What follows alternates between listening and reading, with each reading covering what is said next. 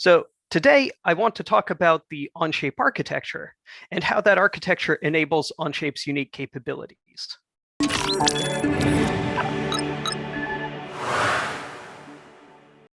I'm talking about things like the ability to securely share a design with someone across the world and to instantly start modeling with them, branching and merging, upgrades every 3 weeks, feature script, integrated release management, etc.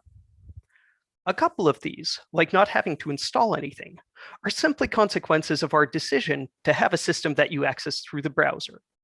But most of what makes Onshape unique is the result of additional architectural decisions and careful engineering on top of that.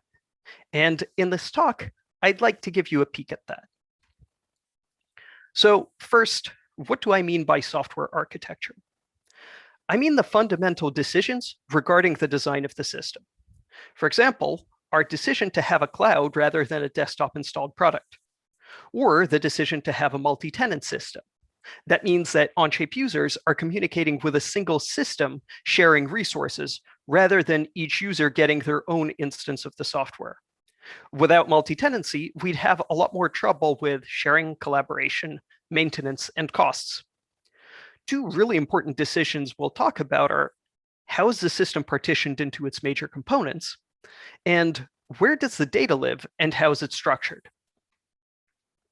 The architecture of a system usually has significant implications on things like functionality, security, reliability, performance, how well it scales, and how quickly we can add new features and fix bugs. So when making architectural decisions, we have to consider all of these factors.